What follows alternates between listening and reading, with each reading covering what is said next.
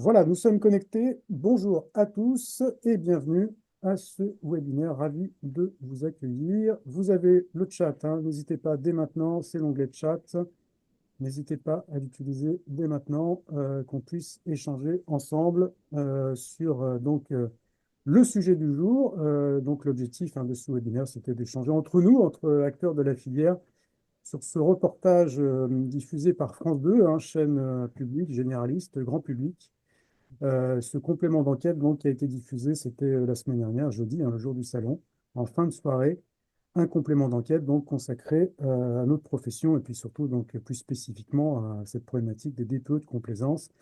Il y avait pas mal de choses à dire. 1h10 de reportage, beaucoup de choses ont été dites, avec évidemment un reportage à charge, hein, ça il fallait s'y attendre, c'est un peu un classique toujours, avec son lot d'erreurs, d'amalgames, voilà, de quelques points qu'on devra aussi, nous, peut-être rectifier entre nous.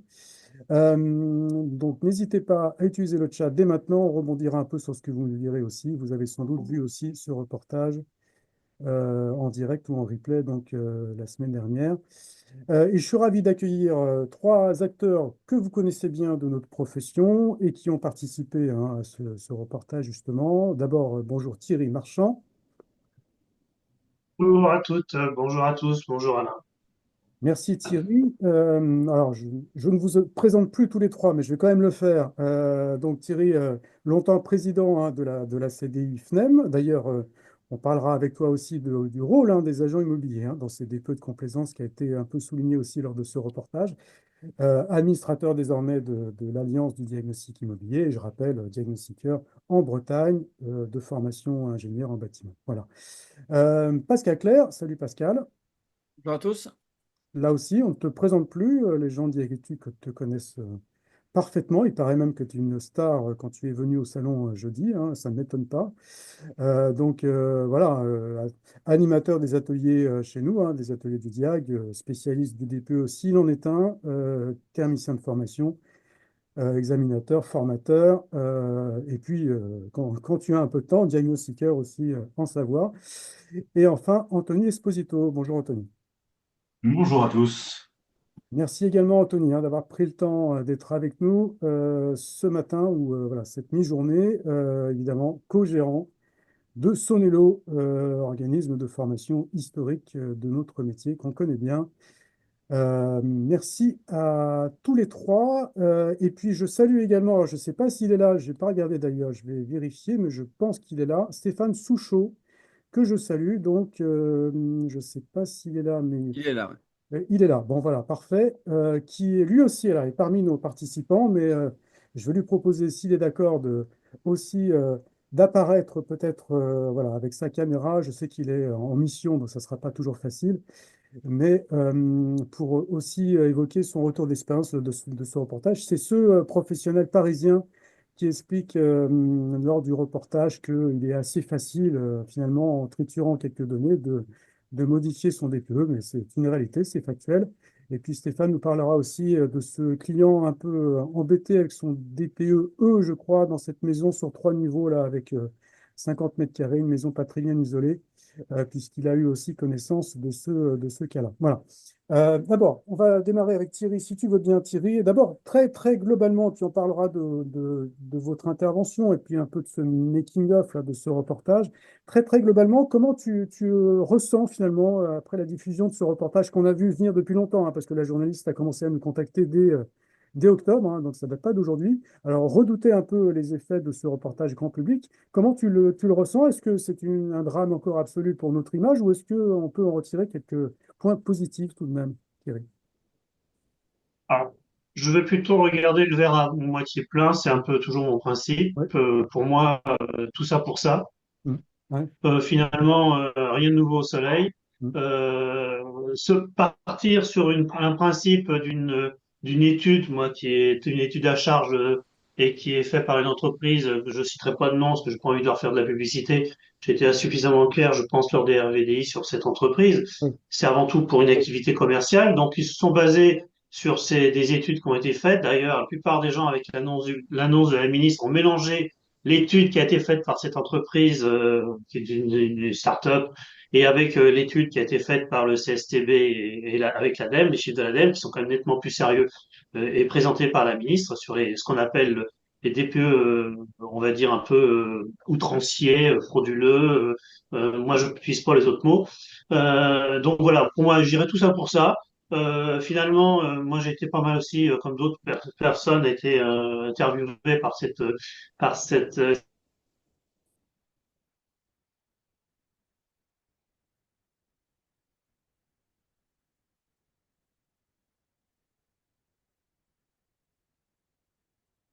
Bon, ils ont c'est que finalement la matière qui nécessite quand même une certaine rigueur. Donc évidemment, on va regarder, on va montrer les travers de cette rigueur de professionnels.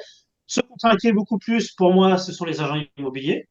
Parce qu'on s'est rendu compte quand même que les agents immobiliers, pour ceux qui s'appellent agents, sont pas très pertinents dans certains cas et ont tendance à pousser un peu les deal seekers dans des situations assez difficiles. Je pense surtout à des jeunes qui peuvent démarrer dans le métier, qui n'ont pas suffisamment de force de caractère pour se limiter et se faire avoir, je dirais.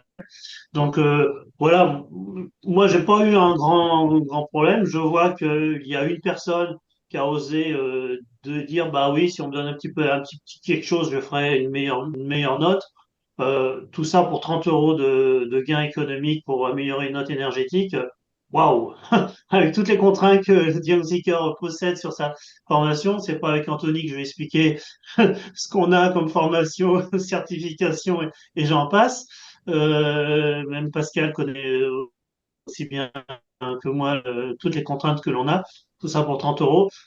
Je dirais que c'est pas sérieux. Moi, je m'attendais vraiment à un clash beaucoup plus important. Tout ça pour demander finalement à la ministre des situations de remise en état. Elle a annoncé ses 10 points, elle en a profité de cette émission pour annoncer les 10 points. Comme tu dis, effectivement, c'est quelque chose qui est assez ancien, qui date d'octobre l'année dernière. Voilà. Donc, j'ai pas je m'attendais à vraiment quelque chose de plus grand d'esclandre. Il n'y a pas d'esclandre, il y a des seekers qui pratiquent encore des choses qui sont pas pratiquées. Moi, on m'avait présenté des documents, oui, qu'on pouvait peut-être considérer que c'était un peu avec des critiques, où il y avait des erreurs des notes énergétiques qui n'étaient pas les mêmes sur des biens. Ça arrivera toujours, hein, on arrivera toujours à avoir des différences entre les uns et les autres. Somme toute, on est quand même presque près de 15 000 personnes en France à réaliser des DPE, 10 millions de seekers qui le réalisent très régulièrement, 4 millions de DPE par an. Voilà, 70 000 DPE qui ont des problèmes. Moi, je dis pas frauduleux, qui ont des problèmes, parce que jusqu'à preuve du contraire, c'est pas démontré que c'est de la fraude. Ouais. Tu as eu des mots forts hein, dans ton intervention lors de ce reportage. Tu parlais Oui. d'honneur. Hein, Oui, tout à alors, fait, parce que chaque profession, si tu le permets, chaque profession a une responsabilité.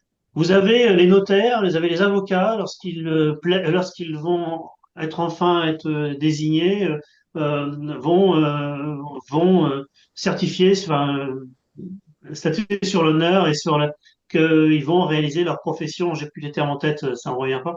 Réaliser leur profession dans le respect de la loi. Le diagnostiqueur aussi, qu'on le veuille ou qu'on ne le veuille pas, le diagnostiqueur est une profession réglementée. C'est véritablement une profession réglementée. Et le b.a.-ba de la profession, quand on va chez un particulier, on a l'obligation de lui présenter une attestation sur l'honneur. hmm, Cette attestation sur l'honneur, c'est là qu'on se balance à travers la figure du client. C'est vraiment un document qui a une valeur pour moi fondamentale. Est-ce que je suis formé? Est-ce que je suis certifié? Est-ce que j'ai les moyens de réaliser ma mission?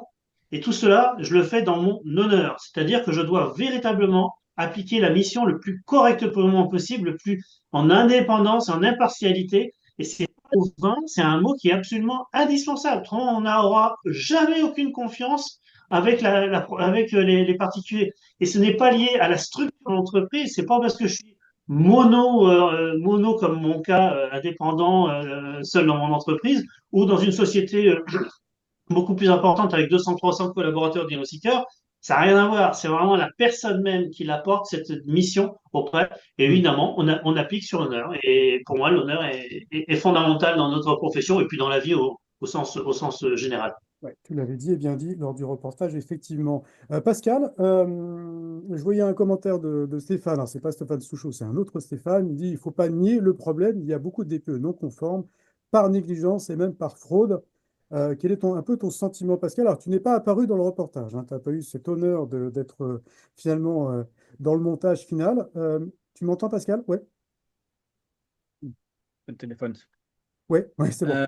Alors, moi, je dirais qu'il y a eu, pour moi, il y a de l'amélioration. J'ai le même point de vue que Thierry. J'avais fait une émission pour Capital en 2023. Et là, c'était l'hécatombe. Mm. Tout le monde se faisait payer en espèces. Je me rappelle très bien parce que c'est des trucs assez hallucinants. Tous trafiquaient ou volontairement, sans même que le client lui demande. Il a dit, bon, vous êtes en G, mais bon, je vais vous mettre en F, je vais vous mettre en E. Enfin, là, c'était la foire. Et là, moi, on m'a montré 5 et 3 8 personnes. Et sur les 8 j'en ai vu qu'un seul qui admettait, qui acceptait pour pas grand-chose, 3 fois rien, là, 30 balles. Mais bon, de toute façon, même ça aurait été pour 100 balles, c'était pas, je veux dire. Mm. On a, moi, j'ai retenu aussi un mot de l'intervention de Thierry là, au RVDI, c'était le mot sur l'honneur. Je dis, voilà, vous avez beau être quelqu'un que je peux connaître de près ou de loin, voilà, vous avez une note, point barre. Après, on pouvait l'améliorer avec ça ou ça. Voilà, ça, c'est je dirais, être bon diagnostiqueur, c'est dire, voilà, monsieur, vous êtes en limite de classe. Si vous changez, vous mettez des traitements statiques ou bien vous changez votre ventilation, vous pouvez gagner une classe. Et puis, si le client le fait, ben, on revient quand il l'a fini, quoi. Mm. Mais à part ça, enfin voilà, si c'est en G, c'est en G, si c'est en B, c'est en B. Et là, j'ai trouvé que, alors ils ont peut-être, moi j'ai peut-être été coupé au montage parce que à chaque fois, quand on reçoit ces journalistes, ils vous montrent les vidéos, ils vous disent qu'est-ce que vous en pensez? Donc moi, je vais faire ressortir ce qui est pas bien et ce qui est bien, et j'essaye de mélanger un petit peu dans les T'as phrases dit un peu de mal, tout je ça pense, pour pas qu'on puisse faire de coupage, ouais. de Mm. coupure au montage. Et du coup, bah, comme par hasard, voilà, j'ai su 2-3 heures avant le reportage le soir que je n'allais pas être cité. Mm. Donc je pense que c'est la dernière fois que je fais ça pour les gens de la télé parce qu'effectivement, autant je pense, moi je suis de ceux qui pensent, je l'ai souvent défendu sur les groupes, qu'il faut dénoncer les mauvaises pratiques. Et tant qu'il y en a, il faut continuer à les dénoncer. Mais pour autant, c'est toujours à charge. Il y a jamais à un moment donné une émission où voilà, on montre les mauvais, puis maintenant, voilà, montrez-moi comment on va faire. Mm. Quand il y a eu l'émission sur Capital, la journaliste m'a demandé de leur faire un retour. Et je lui ai fait un retour quelques jours après. Je lui ai dit, écoutez, j'ai regardé les statistiques. L'émission qu'il y avait eu de Envoyé spécial immobilier, était l'émission qui avait été le plus vue de leur émission. C'était Mm. celle-là sur l'immobilier. Mm. Pour autant, c'est une de celles qui avait les plus mauvaises notes. Mm. Je lui ai dit, qu'est-ce qu'ils ont retenu de la partie sur le DPE le lendemain? Le Monde reprenait, enfin, il y a tout un tas de grands journaux qui reprenaient l'élément intéressant. C'était le scoop du siècle. On peut vérifier un DPE sur l'ADEME. Alors, ça existait déjà depuis 2013, mais bon, ça faisait quand même 12 ans. Ils ont retenu que ça. Je leur ai dit, voilà, ils ont retenu le positif. Et vous montrez que du négatif. Je leur dis, moi, dans la vidéo que vous aviez filmée, je montrais comment, avec un vitromètre, le filtre infrarouge, j'expliquais, et après, je montrais avec un briquet, je dis, voilà, vous auriez mis ça, vous auriez donné du bon. Et puis les gens auraient pu eux-mêmes rappeler leur diagnostiqueur qui n'avait pas vu le filtre en disant, monsieur, vous vous êtes trompé, là, savoir que ça fait en gros 50% de d'économie. Je dis, arrêtez de donner que du mauvais, quoi. Mm. Et je n'avais pas eu de retour. Ouais. Je rappelle qu'on a Donc, lors du en fait, report. ils perdent leur temps, ils nous le font perdre à nous parce qu'ils, je sais pas, ils passent une. Ouais, on a passé 6 heures et derrière, rien du tout, quoi. Ouais.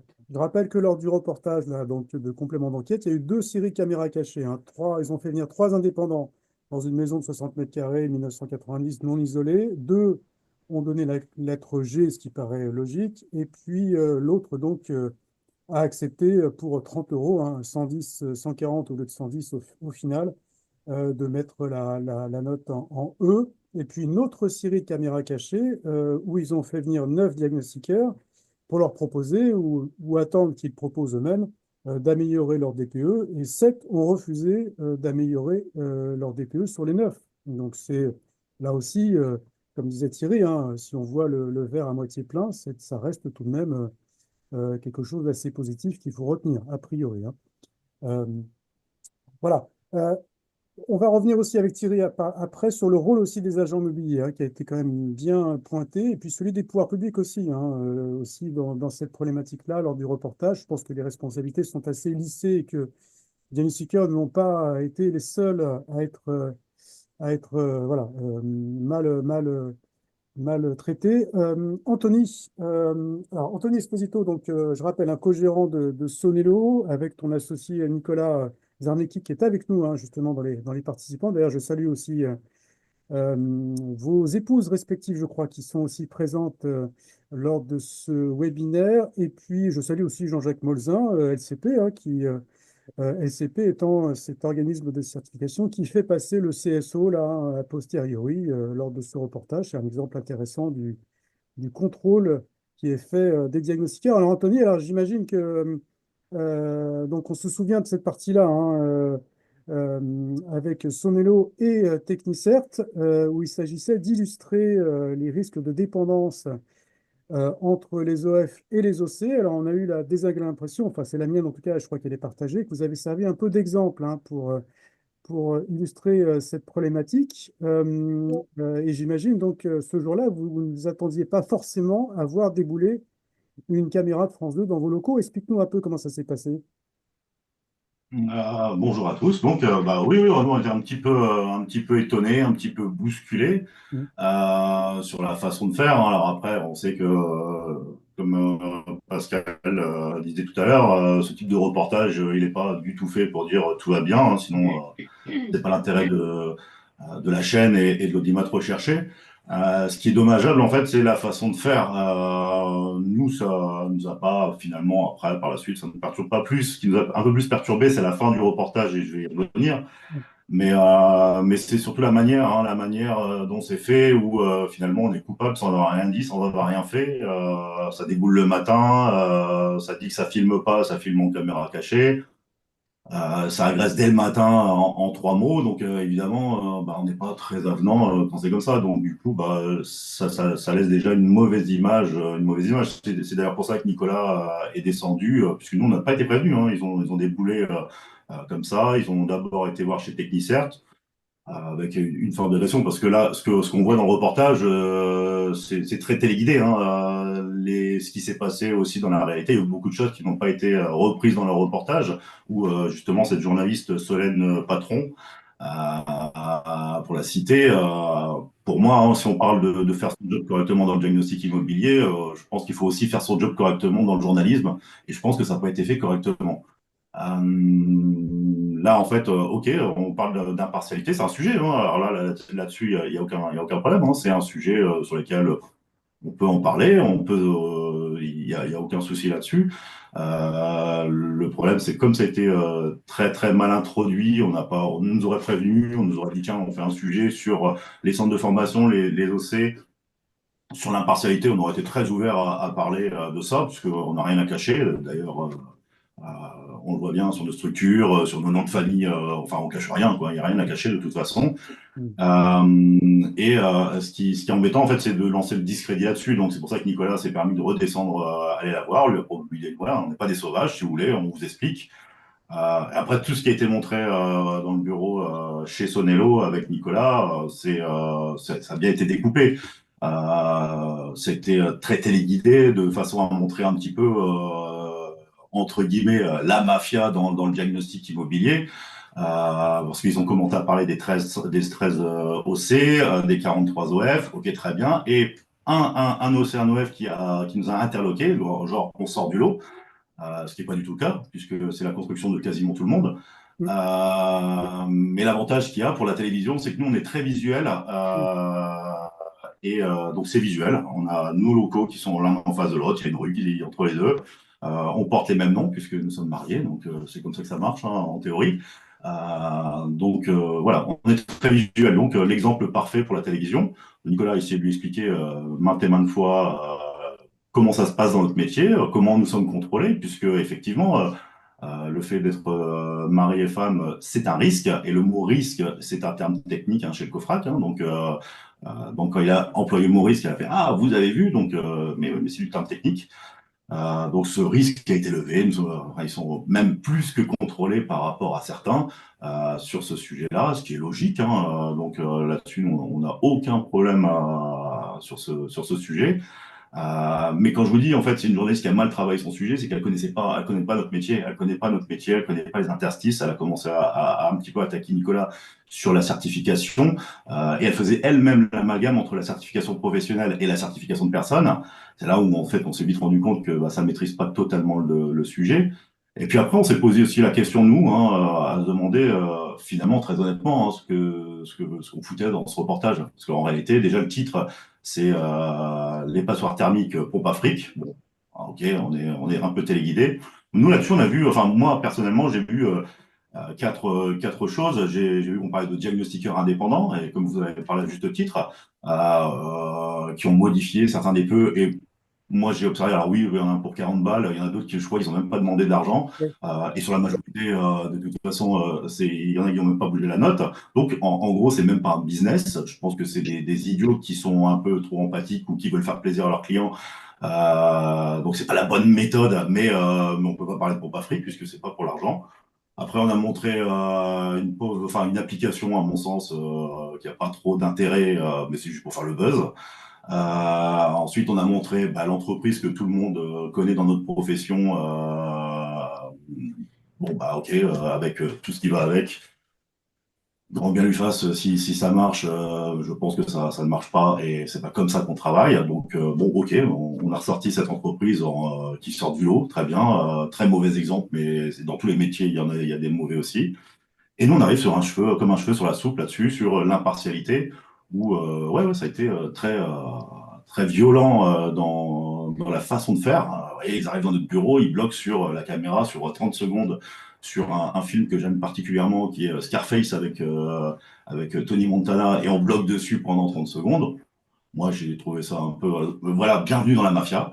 Donc, ça a été un petit peu cavalier, et pas très bien fait. Enfin, c'est pas très professionnel, je pense, pour des journalistes. Mais encore ça nous a pas vraiment gêné. Ce qui nous a plus gêné, finalement, c'est à la fin, c'est la ministre qui vient Mm. appuyer un peu ça. Mm. Et là, je trouve que c'est un peu dommageable. Là, pour le coup, c'est ce qui nous a un petit peu plus blessé, ce qui est dommageable pour notre profession, parce que bah, ça veut dire que ça remet en cause l'institution d'État qui est le COFRAC, pour lesquels bah, le COFRAC a validé, a revalidé. Enfin, je vous dis que c'est contrôlé, c'est ultra contrôlé, hein. Il y a beaucoup de diagnostiqueurs qui disent il y en a marre des certifs, il y en a marre des contrôles. Bah, sachez que les centres de formation se font contrôler, les centres de certifs se font contrôler, et je vais le dire à une allure Et vous allez l'être très, encore très. plus, hein, dans pas longtemps, visiblement. Mm. Donc c'est quand même quelque chose de très contrôlé. Maintenant, qu'on veuille parler d'indépendance, d'impartialité entre un OC et un OF, c'est un sujet, ça ne pose aucun problème. Au contraire, hein, on peut tous en parler autour d'une table. Mais dans ces cas-là, on cite tous les acteurs ou on cite personne. C'est-à-dire qu'on met tout le monde dans le même panier voilà. Nous, on a eu voilà, cette sensation. Voilà, voilà, on était dans le viseur, on s'est pris une balle, perdu. Bon, très bien. Bon, on a parlé de nous, c'est passé. On va demander un droit de réponse très clairement à la chaîne, puisque bon, il n'y a pas hors de question qu'on se laisse faire non plus, hein, puisque on n'est pas dans le panier de l'arnaque, hein, donc c'est pas du tout notre façon de travailler. Pour ceux qui travaillent avec nous, le savent très bien. Il y a zéro passe droit. De toute façon, ça n'a aucun intérêt. C'est pas du tout notre façon et notre leitmotiv professionnel. Donc voilà, c'est un peu tout ça. Maintenant, la chose positive, c'est que dès le lendemain, on a eu un appel. Et vous voyez, grâce à l'émission de France 2, eh ben, on a eu un gars qui nous a appelé pour s'inscrire chez nous en formation longue suite au reportage. Donc vous voyez, finalement, est-ce qu'il y a une bonne ou une mauvaise publicité? Je ne sais pas, en fait, Ouais, finalement. je ne sais pas, effectivement. Ouais. Je voyais Stéphane qui parlait de ça aussi, justement, à l'autre. Alors, c'est pas Stéphane Souchon non plus. Il disait, cette émission a fait de la publicité aux diagnostiqueurs véreux. Le lendemain, j'ai eu 2 appels par des clients qui souhaitaient que j'améliore leur DPE. Voilà, bon, alors, effectivement, quand on parle de publicité bonne ou pas bonne, effectivement, il y a de tout, hein, forcément. Le Je vois problème, aussi, en fait, avec ça, je te comment? coupe un peu, mais le problème avec ça, c'est qu'on se rend compte aussi, ben, ça déclare pas le grand public sur notre métier. Déjà, je suis en train on se rend beaucoup compte, nous, le grand public, bah, le diagnostic immobilier, c'est quoi? C'est un DPE. En Ah, fait, quand on dit le DPE, c'est le diagnostic immobilier. Et en fait, on fait abstraction de tout le reste, gaz, élec, amiante. C'est le DPE, c'est le diagnostic immobilier. on ne parle que de Je ça. pense qu'il y a quand même un gros travail déjà, peut-être chez nous, hein, dans notre filière, avec les fédés, peut-être faire un gros travail de communication grand public. C'est quoi un diagnostiqueur immobilier? C'est quoi un diagimo? Ça sert à quoi? Et comment on peut mieux expliquer au grand public l'intérêt Mm. de ce diagnostic et le métier de diagnostiqueur? Ouais. Je vois un commentaire de Jean-Jacques Molzin, ton confrère certificateur, hein, qui dit, je répète, comme d'habitude, les journalistes ont investigué à charge, bien que Madame Patron, donc c'est la journaliste, hein, Solène Patron, m'ait affirmé le contraire lors de nos différents entretiens. Voilà, c'est un classique, hein, de toute façon, bien sûr. On est tous évidemment plus ou moins consultés, et puis au final, eh ben, on arrive à des reportages qui sont forcément à charge. Euh, je voulais donner Ils ne sont pas, Oui, vas-y, oui. justement, ce que tu viens de dire, Alain, je prends le rebondis. Hum, Les journalistes construisent des émissions, pas à charge, ils construisent des émissions avec un objectif. hum, Et cet objectif, ils l'ont déterminé. hum. Et donc, c'est pas une question de charge ou pas charge. C'est vrai que nous, on le ressent comme ça, parce qu'on est complètement impliqué. Mais ils ont à construire une émission qui est derrière, doit faire de l'audimat et doivent vendre leur papier. Et donc, comme un journaliste qui va vendre des papiers, il fonctionne de cette façon-là. Donc, il faut pas rentrer dans leur travers. Je n'y suis pas rentré parce que j'ai pu échanger. Il y a un sujet sur lequel j'ai énormément évoqué, c'était les petites surfaces et dépeler les petites surfaces, ce travail qui a été fait. Et là, on voit la façon qu'elle a déglingué l'ancien ministre, où il lui a pas laissé la parole. Bon, il n'a peut-être pas été très adroit, mais il a été quand même sacrément déglingué. Et donc, c'était inapproprié. Je vois Pascal, il n'a pas été retenu parce qu'il a été probablement un peu trop réaliste dans le métier et était très prudent. Et donc, c'est pour ça qu'on n'a pas été pris en compte. Voilà, maintenant, est-ce qu'on peut faire un pâté sur cette émission? Non, mais on reviendra avec toi, par contre, effectivement, sur les agents immobiliers, qui là aussi, il y a des choses à dire. Un monde de l'immobilier que tu connais bien. On voit Stéphane Souchot qui est avec nous. Je ne sais pas si tu m'entends, Stéphane, si tu nous entends, si tu m'entends. Là, on te voit, mais on ne t'entend pas. Essaie d'ouvrir ton micro si tu peux. Pas facile parce qu'évidemment, c'est un peu de l'improvisation à ce qu'on fait. Est-ce que tu vas pouvoir ouvrir ton micro? Ça serait Euh, top. Stéphane, est-ce que... Ah, il a disparu. Bon, on va réessayer, hein, de l'avoir avec nous. Ça serait sympa, effectivement. Euh, hop. Bon, il va se reconnecter. On retente.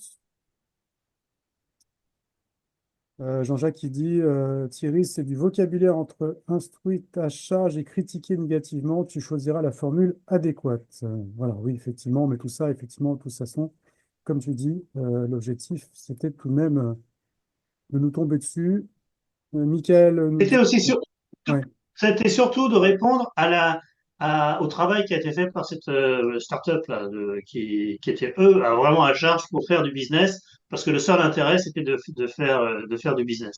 C'était répondre à ça, et c'était une voie royale, parce que le problème du DPE, et là, Anthony a parfaitement raison, le DPE n'est pas collé sur la tête du diagnostiqueur, on fait autre chose que le DPE.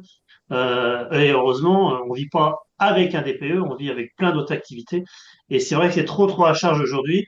Et le DPE, ça embête les propriétaires parce qu'ils peuvent plus vendre au prix qu'ils auraient souhaité. Ça embête le propriétaire bailleur parce qu'il peut plus louer Mm. comme il le souhaiterait. Ça embête tout le monde finalement dans la chaîne immobilière. C'est compliqué aujourd'hui quand on fait un bail parce qu'il faut préciser quelle est la classe énergétique, mais est-ce que c'est la bonne classe, etc. Parce qu'on a tellement entendu de choses sur les médias, c'est la mode. Mais regardez autour de vous, hein, regardez autour de vous si cette émission a eu un impact aussi important qu'on veut bien lui donner.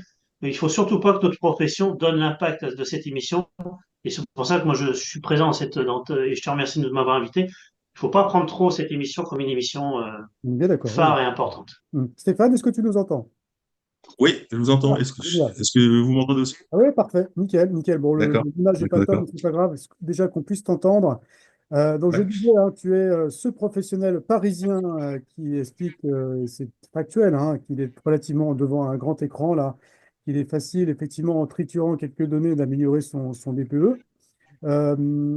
Comment ça Mm. s'est passé globalement, ce reportage? Comment tu as été contacté? Explique-nous un peu ça, Stéphane. C'est du temps. Moi, c'est beaucoup de temps déjà pour 30 secondes, Ouais. à peine. Hein, je ne sais même pas combien de temps je dure, mais c'est une matinée de tournage, hein, grosso modo. Donc, peut-être 1 heure pour qu'ils se préparent. Hmm. Fallait trouver un appart où on pouvait projeter. C'était un petit peu compliqué parce que je parlais à la journaliste d'un côté, puis je regardais l'écran de l'autre. C'était un petit peu, bon, j'étais pas et puis je devais jouer avec la souris Hmm. sur mon pantalon, ça Pas buguait un simple. peu, quoi, mais bon. Ouais. Bon, on s'en sort, hein. Mais je dirais, c'est ce genre d'expérience, on va dire. Moi, ça fait plusieurs fois que je fais ça pour France 2 ou d'autres, France 3, j'ai vu aussi. Mais euh, faut être intègre tout le long parce qu'on ne sait pas ce qui va en sortir. C'est effectivement ces émissions, on sait qu'on peut se faire piéger, on peut me faire dire n'importe quoi. C'est donc qu'il faut rester, si on est intègre, on n'a pas de souci, on va dire. Moi, je sais que, bon, je sais que si je passais, bon, ça serait, normalement, je dis pas trop de conneries, voilà. Mais c'est vrai que savoir ce qu'on veut nous faire dire, c'est vrai qu'effectivement, un journaliste, c'est un espèce de scénario. Effectivement, comme dit Pascal, c'est pas fait pour dire que tout va bien dans la profession. Et par ailleurs, moi, par rapport à vos panélistes là, euh, mais je suis pas du tout d'accord. Moi, je me retrouve pas du tout. Enfin, moi, mais je précise que moi, je suis sur le terrain. Moi, ça fait 6 ans que je fais des diagnostics à Paris. A priori, la pire région de France où il y a il y a eu le plus de fraude. J'ai fait 3 semaines dans une boîte. J'ai appris ce que c'était le pire, ce que faisaient les boîtes qui faisaient 6 diagnostics par jour. Donc, 6 diagnostics, hein. Donc, moi, je parle du DPE, parle du fait de ne pas ouvrir les tableaux électriques systématiquement. Je parle le fait de faire des fausses mesures plomb. Je parle le fait de ne pas faire les diagnostics et d'aller très vite. Hmm. Et ça, c'est ma concurrence. Ça, c'est ma concurrence. Ça, c'est les concurrents qui prennent des rendez-vous sur les plateformes, les Allo Pizza, comme on l'appelle dans le métier, mais pas que. Il y en a une autre qui a été pas mal épinglée là, dans le reportage. Ah oui, alors si c'est Zagdo Donc, et c'est tous ces gens-là effectivement, là, c'est un cas très particulier, là, effectivement. Oui, oui. Mais vas-y, continue. Ouais, ouais. Mais moi, on est confronté, et mon associé Rachel, qui s'occupe plus des devis, on est confronté à cette fraude continuelle. Je veux dire, dans les groupes de Pascal Flair, où je suis un fervent, je suis un participant, quoi, et qui m'ont appris beaucoup, on voit que les gens se plaignent sans arrêt parce qu'ils n'arrivent plus à passer avec des tarifs qui sont somme toute raisonnables. En fait, et là, alors, quand j'ai entendu parler du 1,7% de fraudeurs, bon, de fraudeurs. Mais non, mais moi, je n'ai pas cette vision-là du tout. Je veux dire, mais je sais pas où, je sais pas, on n'a pas la même profession, mais moi, c'est sur le terrain, la différence. Moi, je vois les clients qui me parlent des diagnostics. Je fais pas mal de rediagnostics parce que les gens, ils se font diagnostiquer à Angers, puis derrière, ils rappellent le diagnostiqueur qui leur donne plus de nouvelles. Il n'existe plus de diagnostiqueur parce qu'il ne veut pas s'emmerder à faire un DPE projeté. Non, non, je ne veux pas m'emmerder parce que. Et pourquoi il ne veut pas le faire? Moi, je l'ai vu des tonnes de fois. Parce qu'il a rentré un peu n'importe quoi. Donc, je trouve, comme Pascal, que la profession s'améliore globalement au niveau du DPE. Je trouve que je vois des choses mieux faites. Mais on l'a vu enfin, il y a encore je dirais dans le reportage, là, je trouve qu'on se complaît à dire sur les 10 participants, il y en a 2 qui ont accepté du bac chiche. Moi, j'ai eu Solène Patron qui m'a dit, je dis, mais oui, il y en a 2. Je dis, bah, ouais, ça fait quand même 20%. Hein. Donc, on n'est pas à 1,7%, ça fait 20% qui ont déjà fait ce DPE de complaisance. Et derrière tout de suite, j'entends, ah, mais il y en a 80%. Mais non, le 80%, moi, j'ai eu Solène Patron, il y en a qui ont mis un quart d'heure, qui sont restés une demi-heure, une demi-heure qu'on part mesurer le bien pour faire un DPE. On ne mesure pas le bien, donc on part tout de travers quand même. Donc, la réalité, c'est, moi, je suis à plus de 50% de gens qui ne font pas le boulot correctement.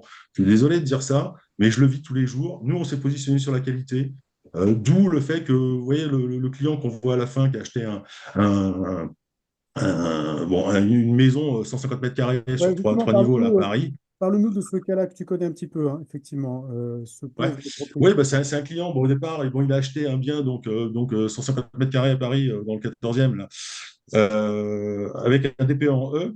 Alors, il a un ami architecte qui reprend le DPE et qui lui dit, je vais te faire l'audit énergétique, hein, pour te guider dans tes travaux. Mm. En reprenant le DPE, il lui dit, mais t'es pas en E, t'es en G, selon moi. Et ils me contactent par bouche à oreille, finalement, pour que je leur produise un document pour dire, parce qu'au bout d'un moment, le client dit, mais le CE ou CG? Et, enfin, le client a un avocat, il dit CE ou CG. Et grosso modo, moi, j'étais contacté pour dire, bah, je refais le DPE et je fais surtout un document. Alors, ça prend du temps, hein, c'est des DPE, moi, j'y passe du temps. Et j'ai le beau rôle dans ce cas-là, parce que j'ai un premier DPE, un deuxième, je vois ce qu'ils ont noté, mais moi, je vérifie tout, quoi. Donc, et je prends tout mon temps. Donc, et je fais un document comparatif pour un avocat pour dire voilà pourquoi, voilà ce que je trouve déjà. Moi, donc dans ce cas-là, je trouvais G aussi.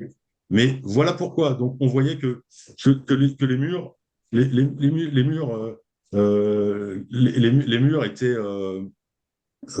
il manquait tout un paquet de murs. Bah, voilà. Euh, euh, donc, Bon. Et ce propriétaire, donc, quelque part, le client, lui, il a perdu, enfin, pour repasser de G en E, il a acheté un bien E. Donc, donc il est vous en imaginez bien procédure, qu'il est pas il très est en joyeux, quoi. procédure avec le diagnostiqueur qui lui a fait ce DPE, c'est ça, tu me disais, hein. Ah, Il est en j'ai pas entendu, procédure. pardon. Ouais, excuse-moi, j'espère que tu m'entends bien. Il est en procédure. Je crois qu'il est. Ouais, je crois qu'il y a une procédure en cours. Il y a une procédure en cours. Parce que au départ, moi, c'est un document. Moi, je suis pas expert judiciaire, hein, donc je fais un document propre pour essayer de comprendre les différences. Mais derrière, quelque part, ça donne des billes pour négocier à l'amiable, ce qui est, je pense, la meilleure solution, parce que sinon, tous ces conflits-là, ça va amener à nourrir des avocats, hein, c'est à perdre beaucoup de temps. Hein, c'est des enfin, on n'a pas encore beaucoup de recul, hein, sur ces procédures, mais moi, j'ai été contacté plusieurs fois par des avocats qui ont besoin de leur juste et ils n'y comprennent rien dans un. C'est compliqué, hein, un DPE. Hein. Quand on voit toutes les entrées, euh, donc, ouais, Bon. c'est pas simple du tout, quoi. Donc, Merci, hein, Stéphane, hein, pour ce compte rendu. et C'est donc, vraiment je partage pas bien. du tout la vision des. Moi, je trouve Oui, non, mais c'est pour aussi conclure, on est à une l'image de vision la société. On est un peu à qui est l'image de la partagée, société. qui est partagée par beaucoup. Je vois Il y a- Stéphane qui dit que c'est totalement vrai. 50% de DPE sont faits, moins de 50% de DPE sont faits correctement, nous dit Stéphane, un autre Stéphane, hein. Voilà. Si je prends l'exemple de ce matin, je refais un DPE d'une dame qui avait un G. J'arrive à un DPE encore plus G, on va dire. Par contre, à la fin, je dis l'électricité, c'était bien, il n'y avait pas d'anomalie. Pour voir à quel diagnostiqueur j'avais eu affaire. Et quelque part, j'ouvre le tableau électrique. Alors, il y a zéro anomalie, hein, électrique. Et j'ouvre le tableau électrique, il y en a partout des anomalies. Hmm. Il y a même des anomalies dangereuses, quoi. Bon, ça représente Bon, le ben bien de- voilà ce qui tue. Enfin, voilà, c'est oui. quelqu'un qui. Hmm. Bon, voilà, c'est ça le diagnostic. Donc, apparemment, il y a des gens qui ne sont pas au courant sur le plateau, mais bah, je veux dire, je trouve le monsieur de Sonello, je le trouve sympa. Enfin, c'est bien. C'est pas, moi, j'ai rien contre lui, mais un certificateur qui est supposé être indépendant, je crois, qui a du coup, qui a la femme qui a l'organisme de formation. Et mais il n'est pas tout seul, il y en a plein. Je veux dire, mais le COFRAC qui dit tout est normal, mais qu'est-ce que... Et on est dans la profession la plus contrôlée de France, ça nous coûte cher, ça nous fait perdre du temps, on continue à refaire la formation initiale, c'est complètement débile, je veux dire. Ça, je ne sais pas ce que les gens qui sont sur le plateau ont fait pour qu'on ait une formation de base et une formation continue. On est les seuls qui repassons. On ne demande pas à un médecin de repasser médecine tous les Ah, 7 exactement, ans. exactement. Maintenant, je veux dire, Je me rappelle il des y a des choses. choses, il y a quand même des choses, et tout le monde dit ça bouge pas. Bah, Hmm. je trouve que ça bouge. Enfin, ça fait bouger les choses. Et ce reportage, il est critiqué. Là, il a été critiqué sur le plateau. Je trouve que ça a le mérite de dire que les agents immobiliers ne sont pas très clean. Ça le montre bien. Bon, la collusion certificateur-formateur, je ne sais pas trop quoi en penser, donc je n'ai rien contre ces gens-là, mais en tout cas, ils ne sont pas blancs de blanc, on va dire. C'est pas... Nous, on nous demande d'être indépendants. Eux, ils se permettent et même de l'afficher au grand jour. Je trouve ça quand même gros comme un immeuble, quoi. Bon, Moi, merci, ça Stéphane. me plaît pas tout ça. Je trouve que, voilà. Je savais que j'aurais du mal à t'arrêter, je te connais. Donc voilà. Ouais, ouais, c'est vrai. Merci pour le compte rendu, effectivement. Mais là, je vois bien, hein, dans les réactions que beaucoup partagent ta vision, hein, de notre métier, hein, qui est factuelle et qui est une réalité. Il y a beaucoup de choses encore à améliorer. D'ailleurs, je salue Séverine, hein, Michaud, qui est responsable de d'AFNA en certification. On s'est vu il n'y a pas très longtemps. Et quelques autres. Et Smeralda aussi, que j'ai eu la chance de rencontrer il n'y a pas longtemps au salon. Et puis, Tom, on a bien compris, hein, on a bien le lien, pas de souci, c'est pas la peine de le remettre 50 fois, ce lien vers la pétition pour l'ordre des diagnostiqueurs qui effectivement est en train de circuler. L'ordre des diagnostiqueurs, on en reparlera de toute façon, parce que là aussi, c'est un sujet qui fait partie des mesures du plan d'action qui a été annoncé par la ministre la veille la veille du reportage. Thierry, un mot, justement, Stéphane en parlait, sur la responsabilité des agents immobiliers, hein, parce qu'elle a été quand même bien pointée lors de ce reportage. C'est quand même plutôt une bonne chose. Dans le reportage, si j'ai bien tout compris, sur 40 agences, 16 disaient avouer en tout cas travailler avec des diagnostiqueurs arrangeants. Voilà. Et puis la FNEM, hein, que tu connais un petit peu, 16 agences FNEM et 4 travaillent sur les 16 agences FNEM avec des professionnels arrangeants. Comment tu analyses ça, Thierry? Alors, effectivement, ça a été repéré. Alors, ce qui est dommage, c'est qu'encore on reprend les choses pas dans le bon sens. Mm. Le DPE doit être réalisé avant la mise en vente, avant la location. Donc le professionnel enfin le professionnel particulier qui veut mettre un bien en vente, qui veut bien mettre un bien en location, doit avoir préalablement à toute cette démarche, contacter un diagnostiqueur. Et il ne doit pas contacter un agent immobilier, il doit contacter un diagnostiqueur. Je vais peut-être enfoncer des portes ouvertes, je vais sûrement enfoncer des portes ouvertes, mais ça commence par le commencement. Donc c'est vrai que si on veut vendre un bien, on va avoir un agent immobilier. Non, l'agent immobilier dit, bah, vous reviendrez. La meilleure solution, c'est que l'agent immobilier doit dire, revenez me voir quand vous aurez fait votre DPE. Et c'est comme ça que ça se passe. Aujourd'hui, bah non, parce que l'agent immobilier, c'est un commerçant et il va vouloir absolument avoir le mandat parce que le mandat, ça se revend à d'autres agences immobilières. Enfin, il y a plein d'autres, plein d'intérêts, donc il faut absolument avoir les mandats. Donc là, on est tous dans des situations de commerçants. Et là, le diagnostiqueur ne joue pas dans ce rôle-là. Le rôle du diagnostiqueur, c'est de sortir un, un état irréprochable de la qualité du bien. Donc le bien, il est classé E, ben, il est classé E, il n'est pas classé G, il n'est pas classé D. Et donc tout ça, ça a été mis en exergue par l'émission. C'est un peu dommage de démontrer qu'on est encore dans ce système de boucle.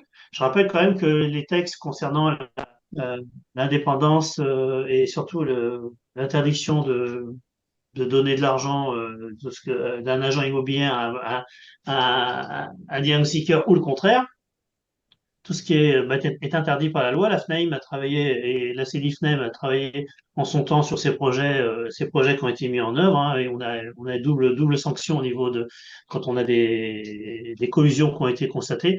Donc c'est encore dommageable que ça soit encore aussi important et aussi évident. Ça devrait même plus exister, ça.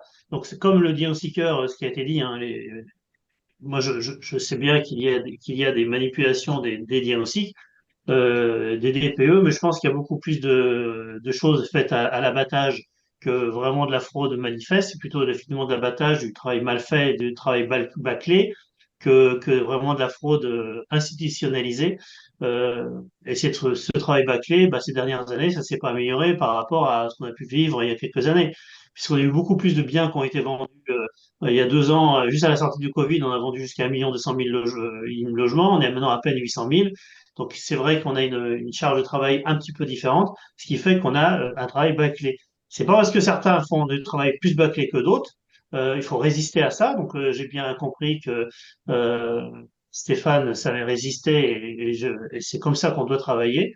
On doit résister à ces malversations de ses confrères parce qu'il y a c'est de la malversation. Mais dire que tout le monde sont des mafieux, non. Moi, je constatais ce côté un peu travers quand même de l'agent immobilier. Alors, moi, j'en suis désolé. Je pensais qu'on avait quand même été amélioré. Je sais qu'au niveau de la FNAIM, pour avoir été pendant quelques années au sein de cette fédération, il y a vraiment une volonté au niveau fédéral de limiter ces travers.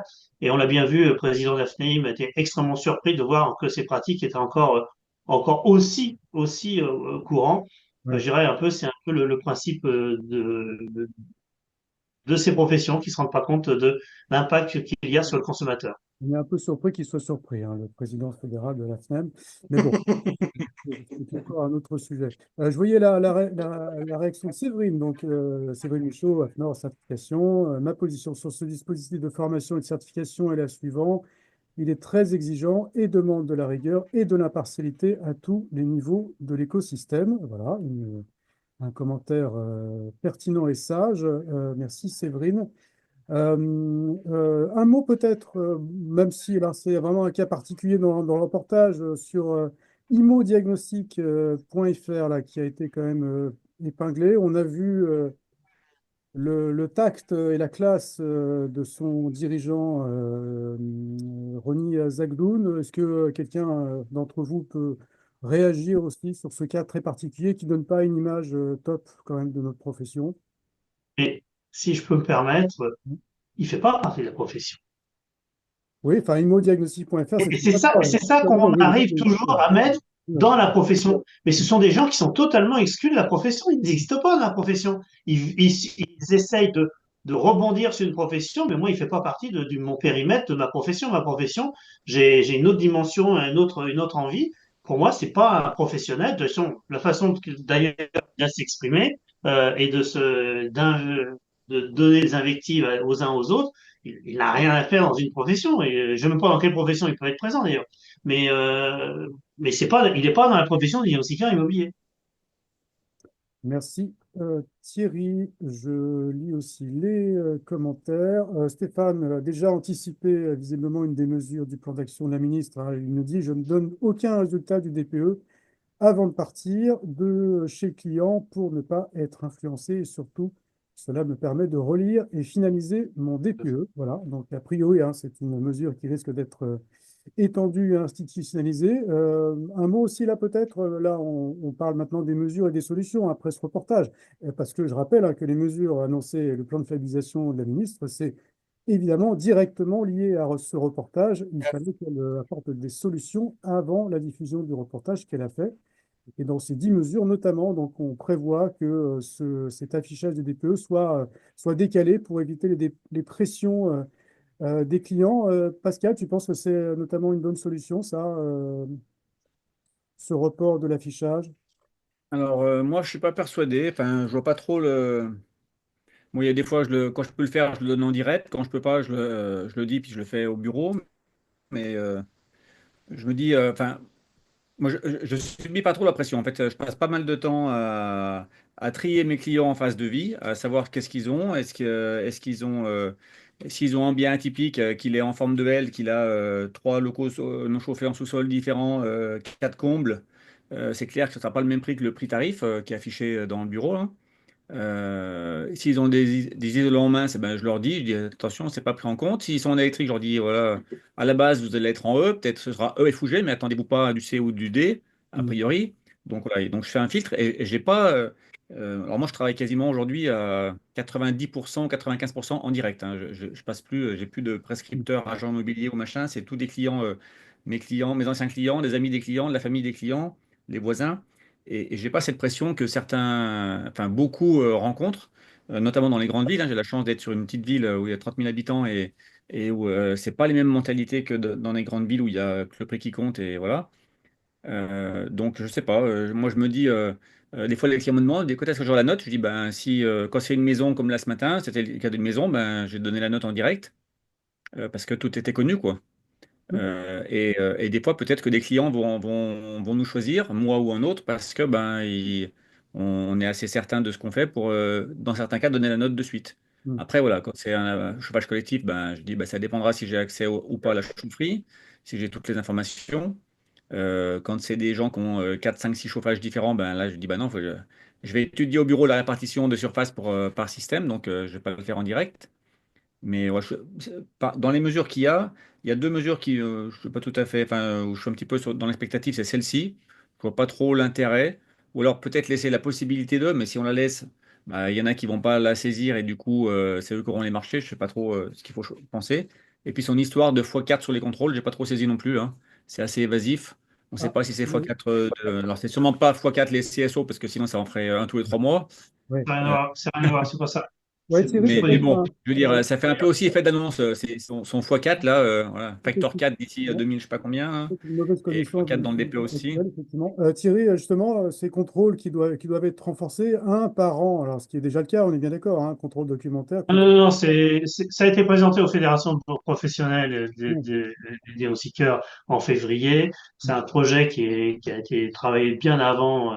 Alors, est-ce que c'était à cause de l'émission? Mais alors, ça, vraiment, on aurait remonté beaucoup plus en avant. Ça fait C'est parfois. pour, c'est un travail qui a été fait avec le CSTB sur la base de données de l'ADEME pour analyser la base de données. Et donc, l'idée, c'est d'amplifier cette demande. Moi, ce que j'ai demandé au sein de l'Alliance, mais je n'étais pas le seul, c'est que ces données soient communiquées aux professionnels pour qu'ils s'améliorent. Parce que ça sert à rien de sanctionner plus tard. Si on n'aide pas les gens à s'améliorer, savoir si on fait des erreurs.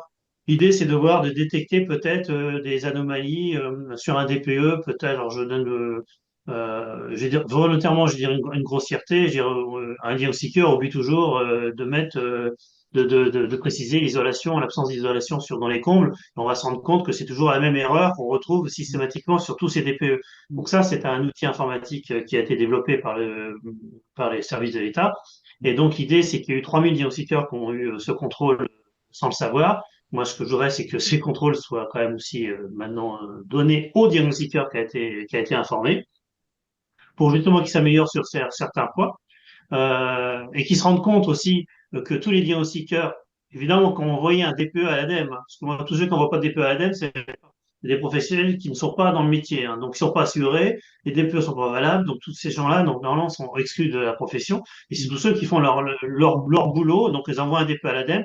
Évidemment, toute cette base de données est contrôlée, et on va se rendre compte qu'un diagnostiqueur a fait un DPE le matin à Lille et l'après-midi à Lyon.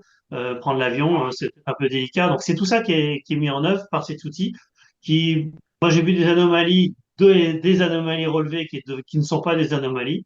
Euh, je n'étais pas le seul à le dire. Voilà, donc faut attendre que la mise en œuvre de cet outil soit mise en place. Et c'est vrai qu'il va y avoir, l'idée c'est d'avoir une très forte amplitude, et c'est ça le contrôle. Mais c'est surtout pas par une entreprise privée, hein. Ça doit être fait, géré par l'État, hein. Je me méfie des entreprises privées et c'est pas encore une prestation qu'on va payer en plus. Parce que si c'est une prestation qu'on paye en plus, à quoi servent à quoi des organismes de certification? Plus besoin.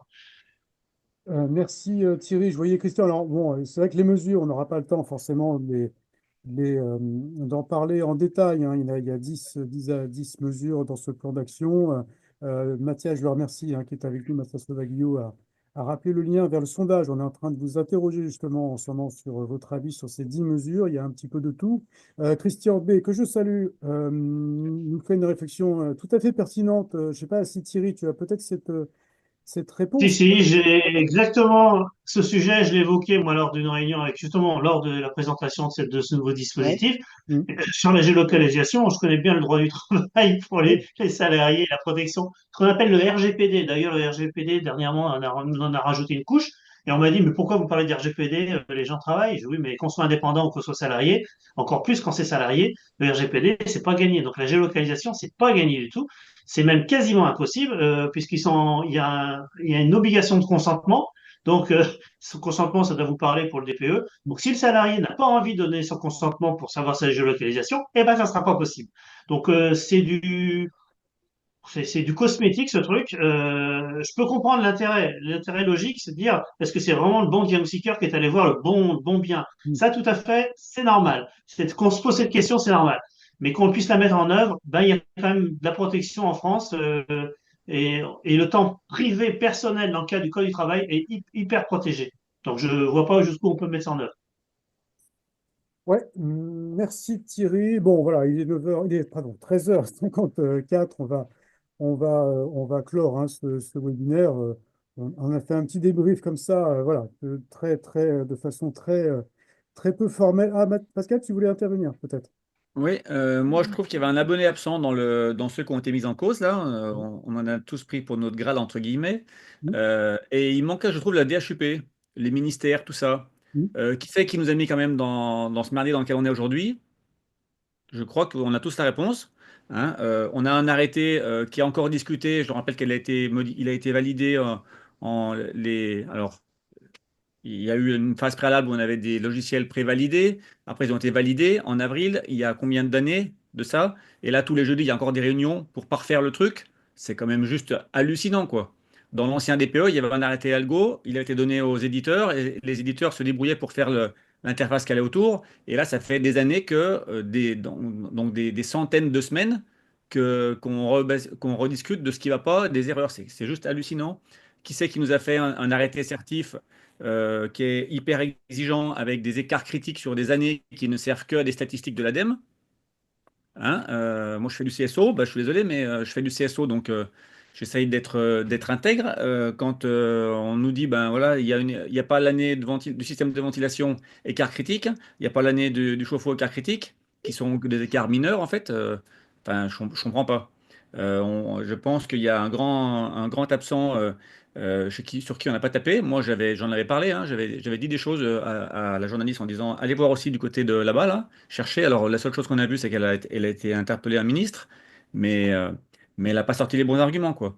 Bon, Je bien pense que écoutez, s'il y avait plus d'écoute, ils écoutent, ils nous font participer tous à des webinaires, tout le monde peut parler, on parle et il ne se passe rien depuis au moins 10 ans, vaste 15 ans. sujet, effectivement. Là aussi, la DHUP était présente en nombre, hein, tout de même au salon jeudi. Et je sais qu'ils ont écouté avec beaucoup d'attention ces problématiques, hein. Donc, on ne peut pas dire non plus qu'ils sont hors sol, mais effectivement, on aurait Ils besoin sont à de l'écoute, travailler ils sont à plus l'écoute. efficacement avec les ministères, ça c'est sûr. Anthony, excuse-moi, je t'ai coupé, dis-moi. On ne peut pas dire qu'ils sont pas à l'écoute, au contraire, ils sont bien à l'écoute, Ouais. justement par leur webinaire, etc. Mais c'est justement, comme Pascal l'a dit à juste titre, c'est qu'après, chacun doit prendre ses responsabilités. Et ça me fait rebondir sur ce que Stéphane a dit. Nous, tous les OC et tous les OF suivent la réglementation et tout est carré, comme un diagnostiqueur est certifié. C'est réglementaire, c'est contrôlé, plus que même que les autres. Après, il y a la déontologie et ça, c'est un point d'honneur que chacun s'en fait, hein. Merci Anthony, bah, c'est toi qui auras le mot de la fin. Et puis je voyais Thierry Mouche qui nous rappelait que la validation des logiciels n'était pas encore terminée. C'est vrai que les éditeurs de logiciels sont aussi à pointer, ils n'ont pas été dans du reportage, mais on sait, nous, au sein de la filière, qu'il y a aussi des responsabilités au niveau des éditeurs de logiciels. Bon, bah, merci vraiment à tous les cinq, hein. C'était, enfin tous les quatre, pardon. C'était très, très pêle-mêle tout ça, mais c'était intéressant qu'on puisse avoir votre retour d'expérience sur cette enquête de France 2 qui avait été diffusée. Donc, jeudi, merci Anthony Esposito, Thierry Marchand, Pascal Je me Clair. permets de faire une petite note d'humour, si au cas où la ministre nous voit, j'aimerais bien faire Oui. une petite photo comme certains l'ont fait, ça me remplacera celle de ma porte d'entrée. D'accord, certains ont fait une photo, effectivement. Euh, je vois à peu près de quoi tu veux parler. Ok, merci Anthony, merci Stéphane Souchot aussi hein, de nous avoir rejoints aussi pour ce webinaire. Merci à tous, merci beaucoup. Et puis donc le replay de ce webinaire sera disponible cet après-midi sur Diagactu. Merci à tous et passez une bonne Merci. après-midi. Au revoir à tous. Bon Merci Merci, à DPE. au vous. revoir.